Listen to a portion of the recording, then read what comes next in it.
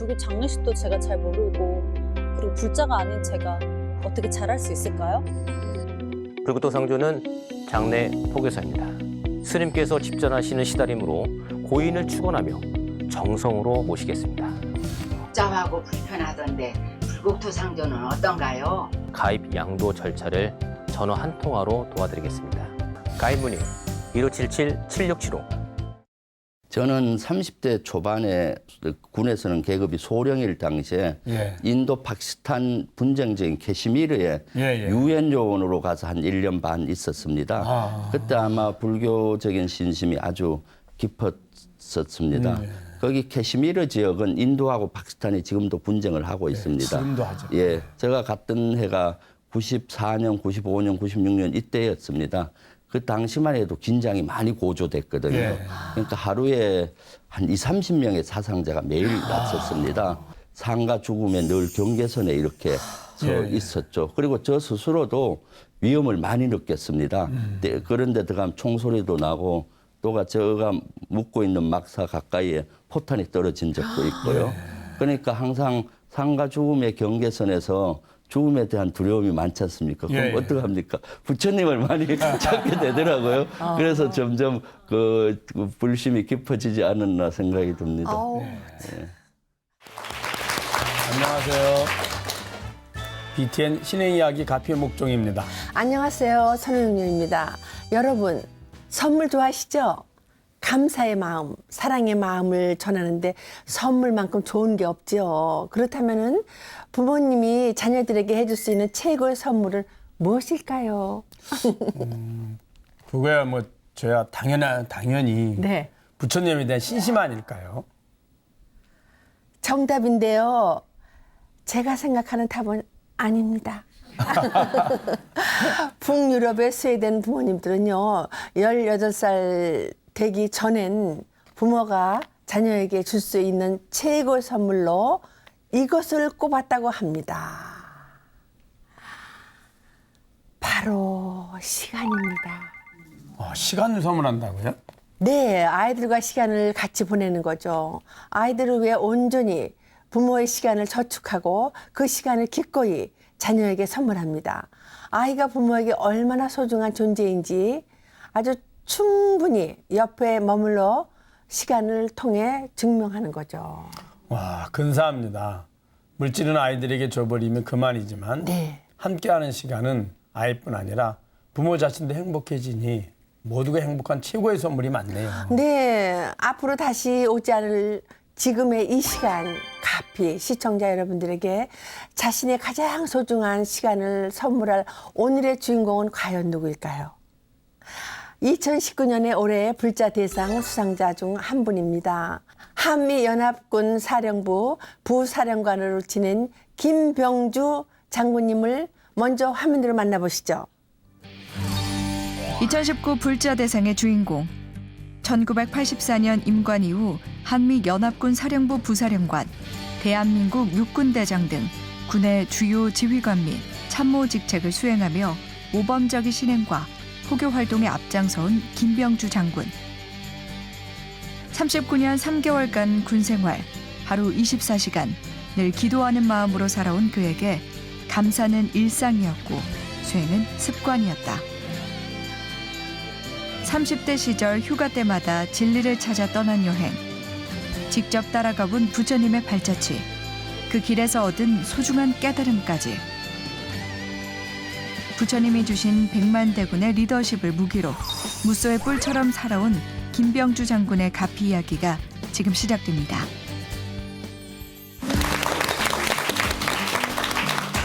오늘 가피의 주인공입니다. 전 사성 장군. 현재는 옆집 아재. 아, 좋다. 김병주 장군님 모셨습니다. 안녕하세요. 네, 안녕하십니까. 제가요 좀 장난기 있게 소개를 해드렸는데요. 장군님 괜찮으시죠? 예, 아주 친근하게 말씀해 주셔서 오히려 감사합니다. 네. 그 사성장군이라고 네. 하면 군 계급 중 최고의 계급인 대장입니다. 네, 또 계급장에는 별 4개가 달려 있고요. 네. 그래서 일명 포스타라고 대한민국에 몇 분 안 계신 걸로 아는데 네. 이렇게 김병주 장군님을 카페에서 모시게 돼서 영광입니다. 먼저 BTN 시청자 여러분들께 인사 한 말씀 부탁드립니다. 예, 안녕하십니까 시청자 여러분, 반갑습니다. 오늘 가피 프로를 통해서 여러분들 행복했으면 좋겠습니다. 네. 감사합니다. 그리고 반가운 소식은요, 장군님이 이번에 별을 하나 더 다셨어요. 어떻게 하면 좋아? 난 스타라도 몇 개 별인지 모르겠어. 평생에 한 번 받기도 힘든 불자 대상을 받으신 건데요. 예. 이 자리에서 빌러 다시 한번 축하의 말씀을 드립니다. 예, 감사합니다. 무엇보다 소감이 남다르실 것 같아요. 예, 불교 대상은 저에게 있어서 많이 받은 상 중에 가장 소중하고 귀한 상이었습니다. 왜냐하면은 제가 뭐 잘났다든가 잘해서라기보다는 제가 속해 있는 국군불교 총신도의 회원들이 또 열심히 했고 또 많은 스님들 도와준 많은 분들이 있었기에 가능했습니다. 그래서 이 자리를 빌어서 그분들께 감사를 드리고 싶습니다. 아, 네. 역시 스타다우시네. 네, 맞아요. 말씀하세요. 전 국군불교 총신도 회장으로서 국군불교의 위상을 높이고 군불자들에게 자부심을 심어주는데 기여한 공로를 인정받으셨다고 합니다. 뿐만 아니라 모범적인 신행과 포교 활동도 앞장선 그간의 노력들도 이번 기회를 통해 조명됐는데요. 김병주 장군님이 수장으로 있었던 국군불교 총신도회 어떤 단체인가요? 예, 국군은 60만 대군입니다. 그렇죠. 그중에 불자들이 한 10만 정도 됩니다. 그 10만 장병으로 구성된 신행단체가 국군불교 총신도회입니다. 그래서 국군불교 10만 장병들은 부대에 있는 법당에서 신심을 정진하기 위한 노력을 많이 하고 있습니다. 네. 국군 불교 총신도회에서요 주력해온 그 활동 좀 예. 궁금합니다. 예, 국군불교 총신도회는 여러 가지 일을 했습니다. 그중에 대표적인 한 4가지만 제가 말씀을 드리고 싶습니다. 그중에 첫 번째는 호국불교 사상을 높이기 위한 운동을 펼쳤습니다. 우리 한국의 불교가 호국불교지 않습니까? 네, 맞습니다. 국가가 아주 어려운 시기에는 승려들이 분열이 일어나서 네. 그걸 막아서 이렇게 나라가 안전이 됐죠. 특히 임진왜란 때 예. 사명당이나 서산대사님을 중심으로 해서 의성병 활동을 했죠. 네, 맞습니다. 그리고 또 조선시대에 보면은 많이 산성들을 방어하는 산성들을 쌓았는데 그 대부분 산성들을 우리 성녀분들이 했습니다. 예. 그럼에도 불구하고 조선시대는 승유 억불 정책을 썼지 않습니까? 유교를 숭상하고 불교를 억압하는 예. 정책이었죠. 그러다 보니까 성병 활동에 대한 것들이 잘 조명이 안 돼 있습니다. 안타깝게도. 예. 그래서 저희는 국군불교 총신도에서는 그런 성병들, 특히 의성병 활동에 대한 이런 것들을 다 조명을 해서 세미나를 개최하고 또 그런 결과를 가지고 각 군 법당에서 장병들에게 교육도 하고 꿈을 조성했죠. 두 번째는 그 호국영령 천도제를 확대했습니다. 예. 지금 우리가 이렇게 편안하고 안전하게 생활하는 것은 국가를 위해서 헌신한 많은 분들이 있었잖아요. 네. 그 호국 영령들이 계셨기 때문이죠. 그래서 그런 호국 영령들을 위한 천도제를 국가 행사로 확대하는 것을 추진했습니다. 예. 거기에는 6.25 전쟁 때 외국에서 와서 유엔군 16개국이 참전했는데 예. 그 우리 한국을 위해서 외국 16개국 중에서 산하하신 분도 많거든요. 예. 그런 분들을 포함해서 천도제를 했습니다. 올해는 6월 8일 날 서울 용산에 있는 전쟁 기념관 앞에서 했고 한 3,000명 정도 참석을 해서 했습니다. 그래서 이걸 국가적인 행사로 지금 확대하고 있는 중에 있습니다. 세 번째는 불교 그 장병들을 위한 후원회를 결성을 했습니다. 사실 국군 장병들의 불교하는 여건이 되게 불비합니다. 예. 여건이 열악하고요. 그래서 체계적으로 지원을 해야 되겠다 해서 사회에서 뜻있는 분들을 모아서 후원회를 결성을 해서 체계적으로 지원할 수 있게 했죠. 마지막으로 제일 중요한 게 국군 불교 장병들 10만 명들이 좀 더 종교 활동을 할 수 있는 여건을 보장했습니다. 현재 이제 군에서는 법당이 한 400개 정도 되고 군 법사님들은 한 140여 분 계십니다. 예. 그렇지만 사실 부대마다 법당이 필요한데 없는 데가 많고요. 예. 또 400개 법당도 법사님이나 부족하니까 스님 없이 이렇게 종교 활동을 하는 경우도 많습니다. 그러네요. 그래서 그런 경우는 가까운 사찰에 그 말씀을 해서 스님이 지원을 한다든가 표고단하고 예. 해서 지원을 한다든가 또 뭐 그 예산이나 또는 자금을 지원한다든가 이런 여건들을 조성했죠. 그리고 자체 템플 스테이라든가 이런 종교 활동 붐을 조성하는 이런 활동을 펼쳤습니다. 예. 감사합니다. 예. 듣고 보니 너무 아주 절실하고 꼭 필요한 내용들이었습니다. 예. 특히 이제 그 국가에 위기가 있을 때마다 스님들이 분연히 일어나서 했던 활동들이 사실 기록이 많이 없거든요. 예, 그렇습니다. 그거 좀 찾아야겠어요. 그 몽골 침입이라든지 네. 고려 시대 때부터 시작을 해서 조선 시대의 임진의 난이라든지 이럴 때 스님들이 많은 역할을 했음에도 불구하고 사실 기록이 많이 남아 있지 않죠. 그래서 산성만 해도 각 산성 내에 이제 절들이 있습니다. 산성을 조성됐지만 그걸 지키고 보존했던 분들이 스님들이었거든요. 이런 것들을 좀 발굴해야 되는데 그런 역할들을 이렇게 군 총불교 신도에서 한다는 게 네. 너무 아주 그 바람직한 일이라고 생각을 합니다. 또 전국 도처에 원을 세워서 불사를 많이 하셨다면서요, 우리 장군님께서. 예, 나름대로 열악한 부대에 불사를 한 적이 많습니다. 군대 불사는 부대에 법당이 있어야 되는데 없는데 법당을 지어준다든가 네. 또 기존에 있던 법당들이 건물이 노후화되고 낡아서 네. 하기 어려운 데를 다시 재건축해주는 이런 것들을 많이 했었습니다. 그래서 저기 경기도 정곡이라든가 양주, 예. 강원도 인제 이런 지역에서 했었습니다. 감사합니다. 사실 저도 이제 현역병을 이제 했습니다. 현역을 이제 했는데 그 당시에 보면 이제 사단의 부대에 가면 군법당이 있고 연대 단위에 가도 없었거든요. 예, 제가 80대 초에 이제 예. 군 생활했습니다. 그런데 대대장도에 가면 아예 뭐 없고요. 또 대대도 이제 파견된 대대 같은 데도 없고요. 그래서 불교를 믿는 사병들이 많은 어려움이 있었거든요. 예. 네. 그런 것들을 장군님께서 많이 또 보살펴 주셔서 했던 데 너무 감사드립니다. 네. 김병지 장군님께서는 놀랍게도 원을 세우면 다 이룰 수 있었다고요. 정말 그 비결이 뭐예요? 예, 강하게 원을 세우면은 행동력이 생깁니다. 네. 아마 원이 강한 정도와 행동력은 비례한다고 봅니다. 그렇죠. 예. 그리고 또 원을 대의명분이 명확하면은 그 대의명분 안에 많은 사람이 도와주더라고요. 그래서 불사에 대한 원은 강하게만 세우면은 그 뜻있는 스님이나 불자분들이 도와주고 또 군 기관 내에서도 군사령부나 육군본부나 국방부에서 능력 범위 내에서 또 예산을 지원하고 이렇게 해서 많은 사람들의 도움으로 불사가 생각보다 쉽게 이루어지곤 했습니다. 아우, 세상에.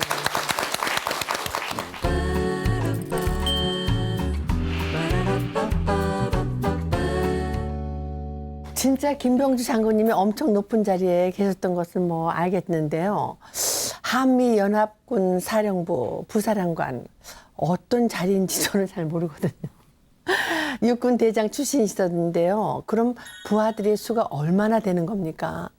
예, 저는 직책을 2가지를 했습니다. 사성장군 때 한미연합사 부사령관도 했고 그걸 예. 겸하면서 한미 지상구성군 사령관을 했습니다. 예. 그러니까 전쟁이 나면은 한국군뿐만 아니라 미군이 같이 전쟁을 합니다. 예, 예. 그래서 한미 연합군을 지휘하는 것이 한미 연합사고요. 예. 그럼 그 한국군과 미군이 육군도 있고 해군도 있고 공군도 그렇죠. 있고 해병대도 네. 있잖아요. 예, 예. 그래서 한국군의 육군하고 미군의 육군 주력을 지휘하는 사령부가 지상군이잖아요. 그래서 지상군 구성군 사령부입니다. 그래서 지상군 구성군 사령부는 전시가 되면은 한 100만 명이 넘죠.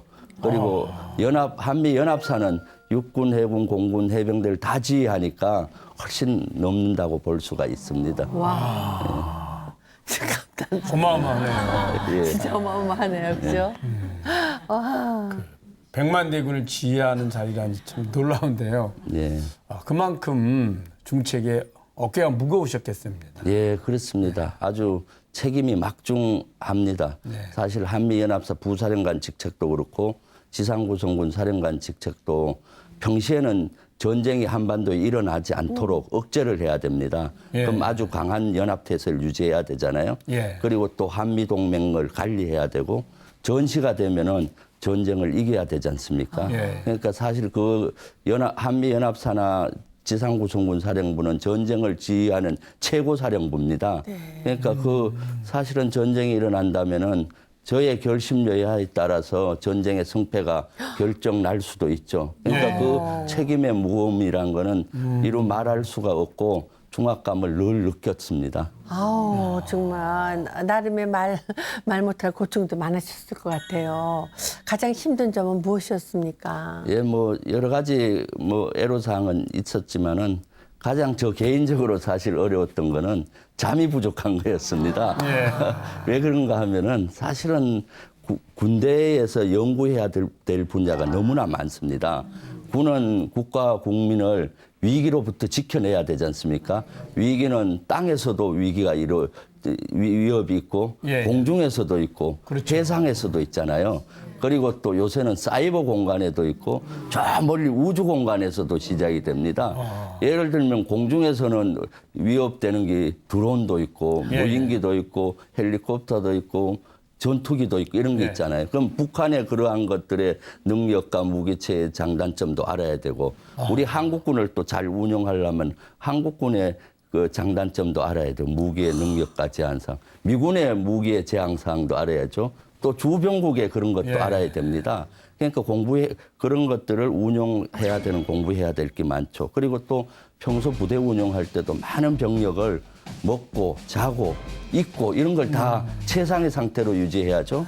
또 부대에는 장비가 많고 시설이 많습니다. 예. 그런 걸 또 최상의 상태로 유지해야죠. 또 병력들이 많이 있으니까 군에서는 전시는 자체로 모든 걸 할 수 있어야 돼서 병원을 운영하고 있습니다. 그렇죠. 국군병원. 그 병원도 운영하죠. 또 군은 사법권이 있으니까 군대 법원이 있습니다. 예. 군사재판을. 그러니까 군 검사, 판사, 변호사도 운영할 능력이 있어야 됩니다. 그리고 종교 활동도 군에는 법당, 교회, 성당들이 있고 거기는 법사, 군종, 목사, 군종 그 신부님이 있잖아요. 그런 것도 운영을 할 수 있어야 되면은 다 알아야 되지 않습니까? 전시가 되면 훨씬 더 영역이 확대됩니다. 그러니까 저녁에 공부를 해야 될 일이 참 많습니다. 또 북한이 핵이나 미사일을 도발을 한다든가 또는 전방에서 도발을 하면은 노심초사를 많이 하죠. 국가 안위를 노심초사하고 하다 보면은 밤잠을 못 이룰 때가 참 많습니다. 그래서 저는 개인적으로 잠이 저녁에 많이 부족한 게 약간 살짝 애로가 있었습니다. 아유, 감사합니다. 저도 너무너무 촬영을 많이 다닐 때 잠을 못 잤을 때 잠자는 네. 게 소원이라 했거든요. 말씀 들어보니까 군 내부에서는 거의 그 보통 국가의 수반이 하는 것 같은 모든 것을 하셔야 되네요. 그렇죠. 예, 정말. 정부에서 하는 국회 기능 빼고는 거의 다 그렇죠. 그 하셔야 기능이 됩니다. 할 수 있는 능력이 돼야 되고 사실 그런 걸 운영하고 있습니다. 네. 예. 그냥 단순히 우리 군 하면 전투, 그것만 뭐 생각했는데. 훈련 그냥 그게 아니라 전반적인 전반적이네요. 네. 더 나아가서는 병사들 복지까지도 네. 다 하셔야 되네요. 예. 또 환경이 바뀌고 기술이 바뀌고 전투 장비가 바뀔 때마다 끊임없이 또 연구하시고 또 하셔야 되고. 예.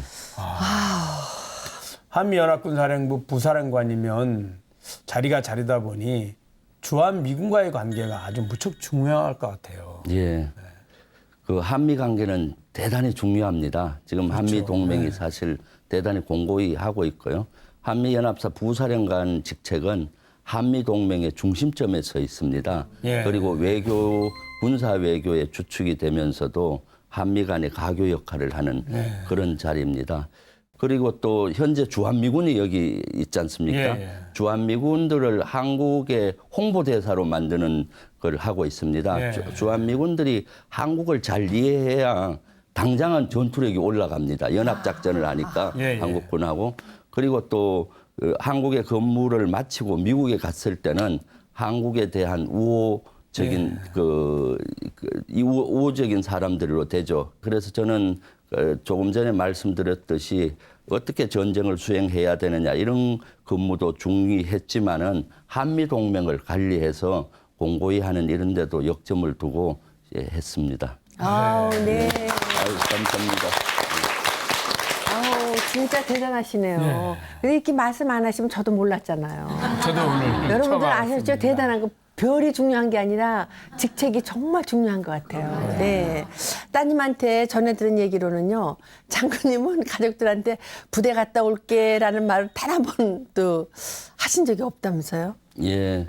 저는 부대 갔다가 온다는 얘기는 안 썼습니다. 통상 우리가 아침에 회사를 가면은 보통 그 가족한테 올게. 예. 회사 갔다 올게 이렇게 예. 하잖아요. 그러죠. 그럼 이제 저희도 부대 갔다 올게라는 단어를 써야 그렇죠. 되는데 네. 저는 늘 부대 갈게만 했죠. 온다는 얘기를 못 썼죠. 왜냐하면은 전쟁이 일어나면은 군인은 목숨을 바쳐서 국가와 국민을 지켜야 됩니다.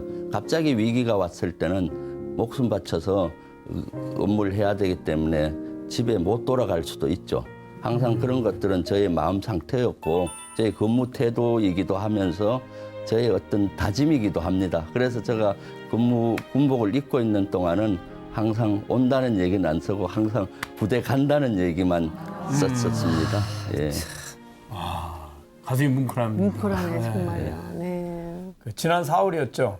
예편하고 군복을 벗으시면서 아쉬움이 크셨겠습니다. 예, 그 많은 아쉬움이 있었습니다. 하지만 이 군복을 벗고도 국가와 군을 위해서 할 수 있는 방법은 다른 방법이 많죠. 그래서 저는 그 전역할 때 군복을 벗을 때 선택하는 게 두 개가 있습니다. 하나는 퇴역을 하는 게 있고 하나는 예편을 하는 겁니다.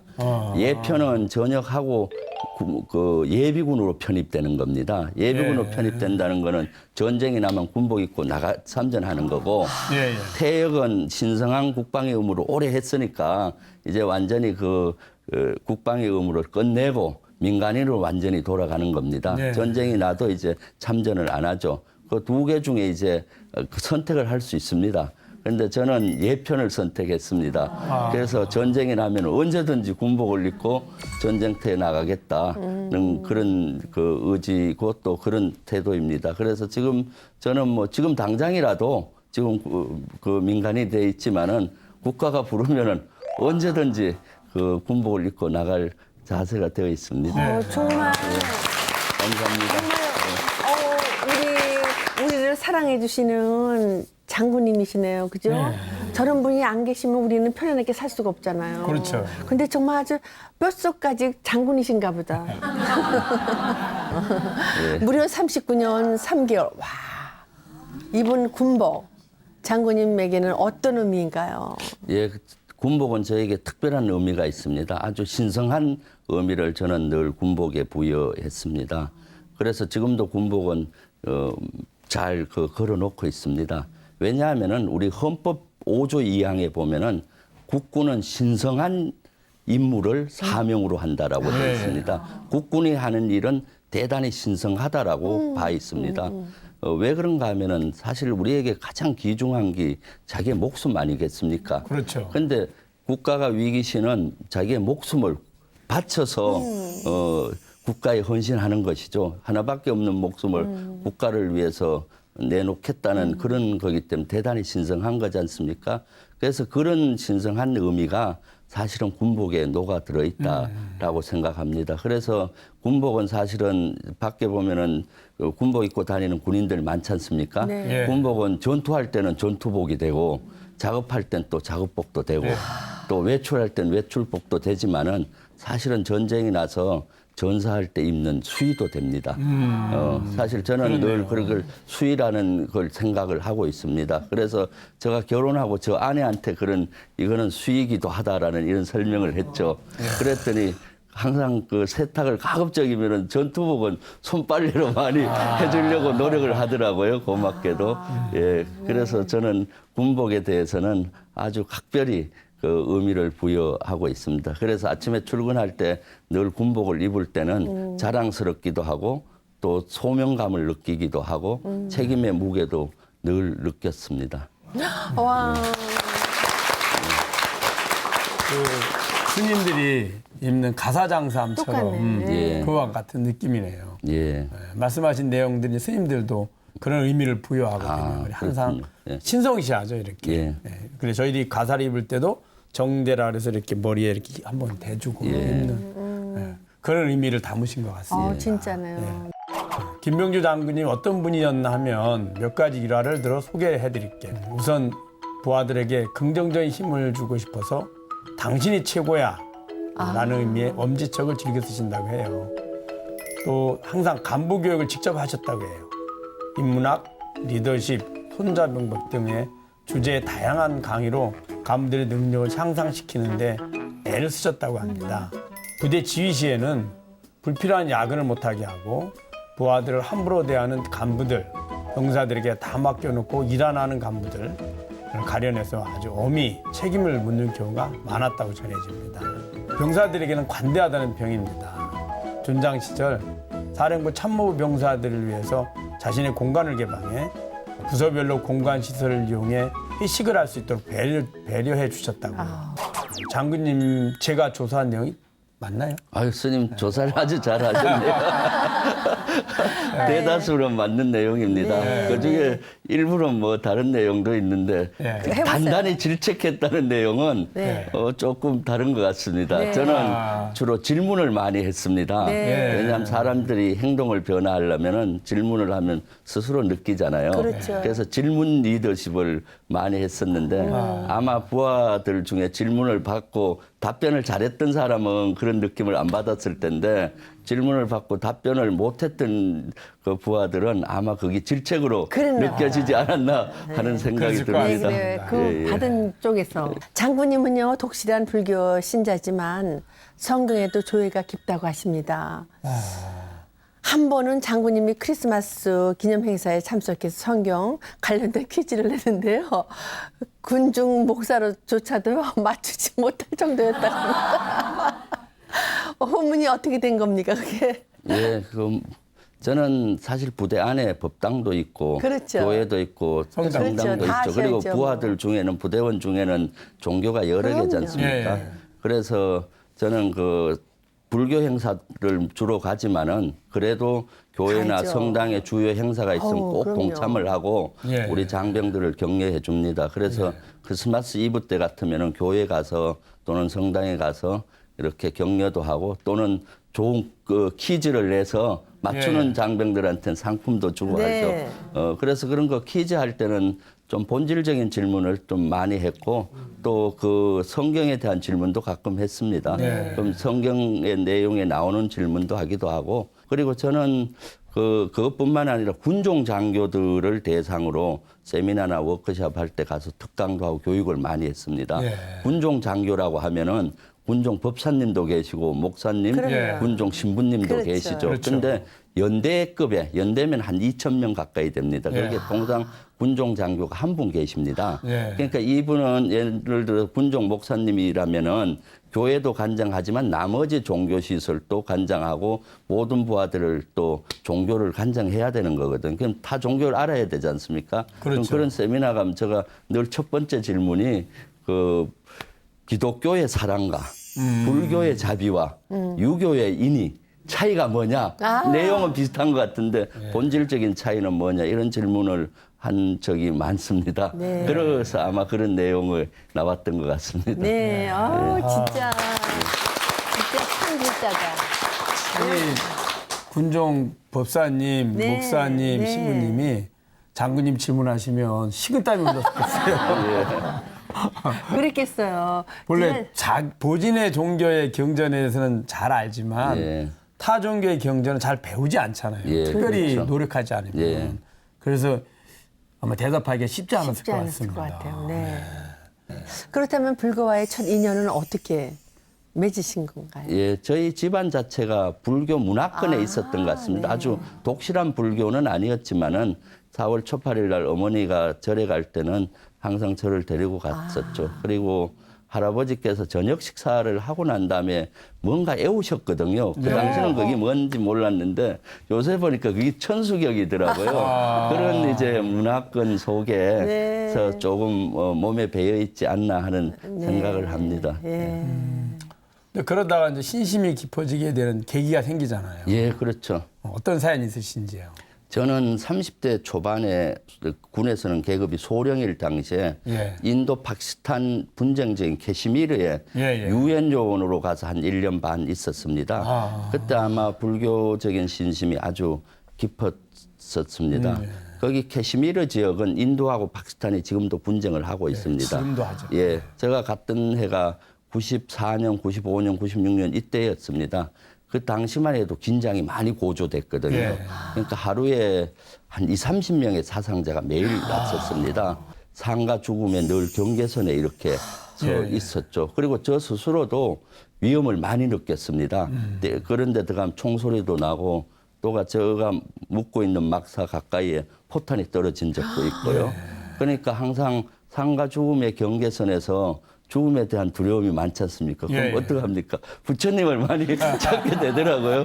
그래서 점점 그 불심이 깊어지지 않았나 생각이 듭니다. 아우, 틈나는 대로 진리를 찾는 여행을 떠나셨다고요. 이건 무슨 얘기예요? 한국에 유엔 임무를 마치고 살아서 돌아가지도 못할 수 있겠다는 생각을 한 적도 있었습니다. 그게 위험하니까. 예. 그렇게 되니까 저의 마음 자세가 되게 진실해지고요. 예. 또 겸손해지더라고요. 그러면서 과거를 쭉 돌아보니까 제가 그동안 되게 중시 여겼던 게 뭐 어디에 합격을 한다든가 뭐 진급한다든가 예. 성취 이런 거에 대해서 중시 여겼는데 그게 별로 중하지가 않더라고요. 별로 가치 있게 생각이 안 들었고 그럼 인생에서 진짜로 중요한 것이 뭔가 가치 있는 것이 뭔가 그럼 진리가 뭔가 이런 의문이 많이 들었죠. 그래서 깨달은 분이 있다든가 또는 존경받는 분, 그야말로 또 역사의 업적을 남긴 분들이라면은 진리에 근접하지 않았을까 해서 그런 분을 만나러 다녔죠. 그건 처음에는 이제 종교를 초월해서 이렇게 했습니다. 그래서 그 당시 인도 남부 캘커타에 마더 테레사 수녀님이 네. 사셨습니다. 네. 그때 또 저는 천사라고 생각을 했죠. 그래서 그분을 찾아갔었는데 인연이 안 돼서 뵙지는 못했어요. 그분이 해외 나가 계시더라고요. 그렇지만은 그분의 행적을 이렇게 추적하면서 많이 느꼈고 또 인도의 그 위대한 지도자로 추앙받는 깐디의 행적도 이렇게 다녀봤죠. 그리고 우리가 일제 강점기에 희망이 없을 때 타고르라는 인도의 시성이 한국은 동방의 등불이 되라 이런 희망의 시를 썼기도 했잖아요. 그런 타고르의 그런 행적도 찾아봤죠. 그러면서 이제 부처님이 수행하고 그 설법한 장소를 다니면서 불경을 가지고 공부를 또 했습니다. 그러다 보니까 가장 가슴에 와 닿는 거는 부처님의 말씀이더라고요. 한국에 있을 때는 불경을 읽어도 별로 이해가 잘 안 가고 느낌이 적었는데 거기 부처님이 말씀하신 장소에서 그걸 읽으니까 거기 뼛속까지 온 불경이 들어온다는 느낌을 받았습니다. 그래서 그때부터 이제 신심이 더 깊어지지 하고 또 진리를 좀 더 근접해 가지 않았나 하는 생각이 듭니다. 정말 부처님 말씀에 그런 말이 있거든요.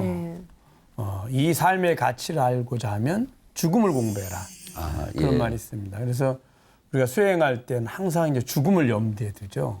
수행 방법 중에도 이제 죽음에 대한 명상이 아주 많이 들어 있습니다.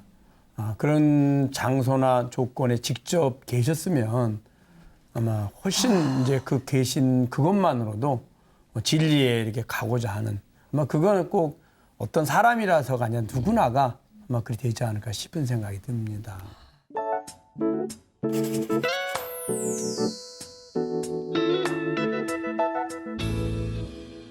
캐슈미어 지역에서 나 스스로를 돌아보게 되었다고요. 예. 캐시미르 지역은 영혼의 땅인 것 같습니다. 가는 네, 곳곳마다 맞습니다. 저의 내면을 오히려 들어보게 되더라고요. 예를 들면은 그 당시 인도 인구가 한 12억 정도, 10억이 넘고 한 12억 가까이 됐던 것 같아요. 그런데 거지들이 한 1억 정도 됐습니다.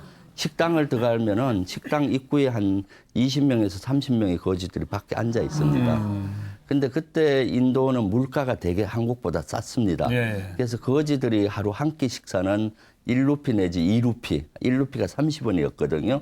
그러니까 한국 돈으로 30원이나 50원이면 그 당시 한 끼 식사가 됐고요.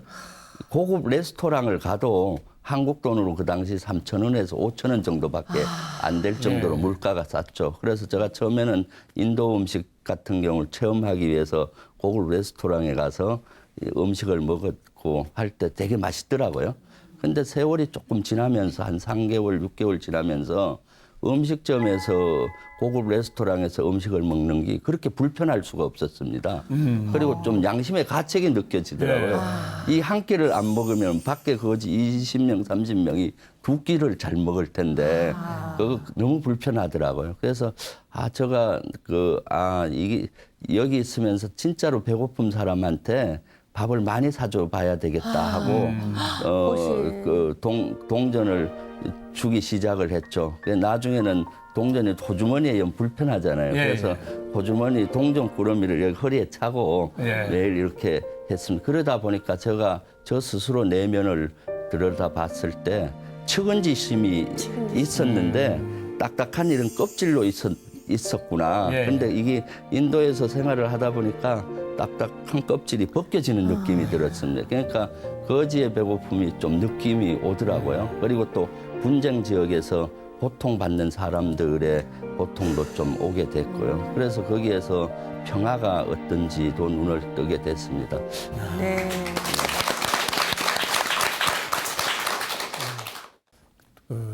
이후 한국 신행은 어떻게 하셨나요? 그 이후에. 예, 한국에 와서부터는 이제 신심이 깊어져서 여러 가지 일을 했습니다. 참선이나 명상을 좀 가급적이면 생활화하려고 했었고요. 그중에서 감사 명상을 최고로 꼽으신다고요. 예.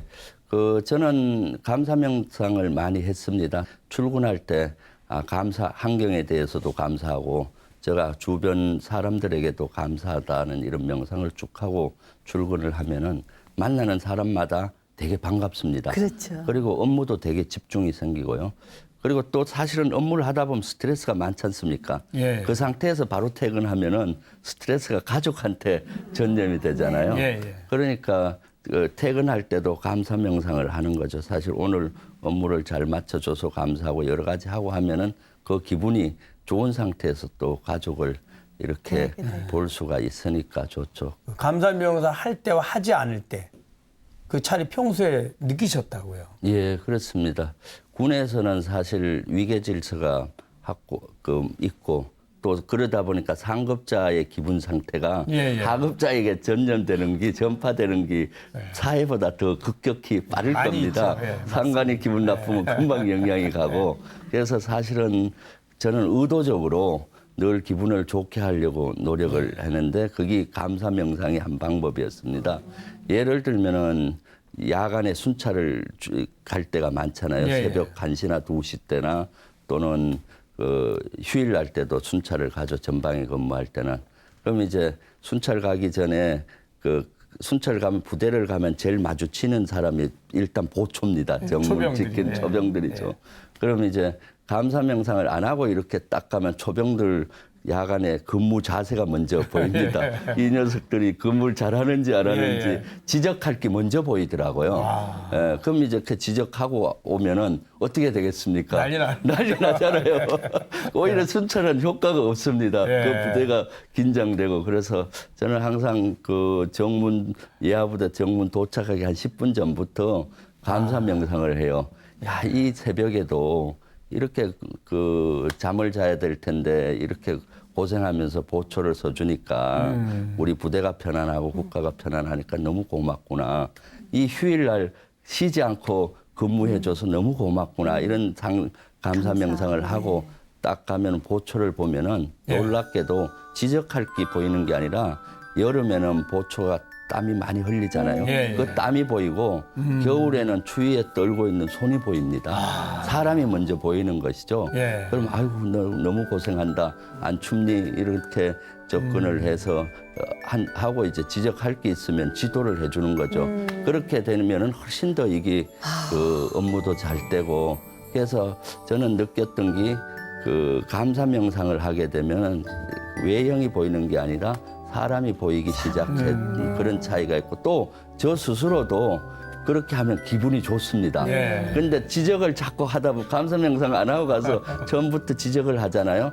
그럼 점점 저도 기분이 안 좋아집니다. 아우 진짜.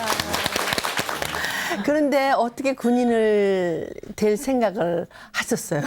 예, 저는 군인을 하기를 일찍 결정했습니다. 중학교 2학년 때 제가 존경했던 분이 그 당시 삼국 통일을 시킨 김유신 장군이었습니다. 네네네네. 그래서 저도 커서 김유신 장군이 삼국 통일을 했듯이 한국을 통일시켜야 되겠다. 그래서 장군이 돼서 그렇게 해야 되겠다 마음을 먹고 그때부터 해서 육군사관학교를 입학을 했고 군인이 됐습니다. 와.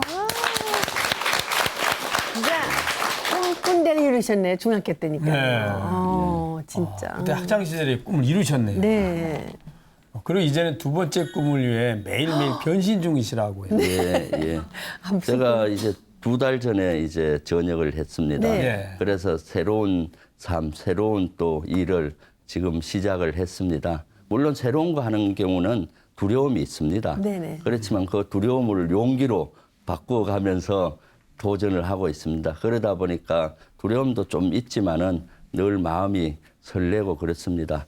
제가 군에서 했던 것 중에 하나가 우리 부대원들을 대상으로 리더십이나 손자병법이나 인문학 이런 강의를 많이 했습니다. 네네네. 그래서 그런 그동안에 그런 지혜를 부하들만 나눴는데 앞으로는 이제 많은 사람에게 지혜를 같이 공유해야 되겠다 생각을 했습니다. 그래서 지금은 국방TV하고 협약을 해서 예. 손자병법의 지혜를 세상 분들하고 공유하기 위해서 유튜브로 만들어서 이렇게 매주 하나씩 올리고 있습니다. 와, 네. 나는요, 갑자기 또 이런데 퇴직하고 나시면 뭐 장사한다고 그러잖아요. 나는 속으로, 아이고, 안 되는데.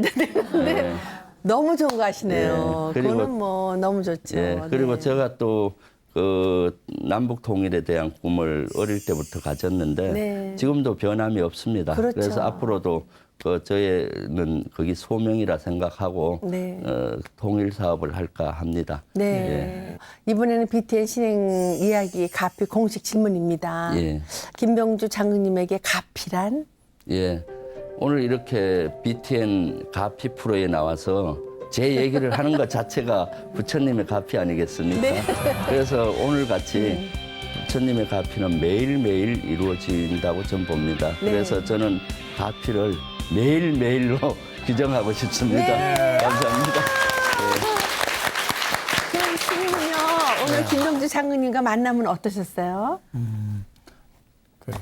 아주 자비심이 가득하고 네. 원력이 가득한 만남이었습니다. 우리는 매일매일 순간의 선택이 자신의 마음을 만들고 그 마음이 의지와 신념을 만들어서 그 의지와 신념이 자신의 인생을 만들어갑니다. 매 순간 부처님의 가르침을 그 선택의 기준으로 삼고 실천해 오신 김병주 장군님. 이 시대의 보현보살의 모습입니다. 더욱 건강하시고 부처님 가피로 모든 원력 원만 성취하시길 바라드립니다. 네. 감사합니다. 혹시 마음만큼 몸이 따라주지 않는다고 애써 노력할 만큼 결과가 얻어지지 않는다고 시리에 빠져 계시진 않나요? 지금 너무 잘하고 있다고, 지금도 충분하다고, 다 괜찮다고 꼭 말해주고 싶습니다. 그리고 감사 명상을 꼭 해보시라고 권해드리고 싶습니다. 가피 여기서 인사드리겠습니다. 성불하세요. 감사합니다.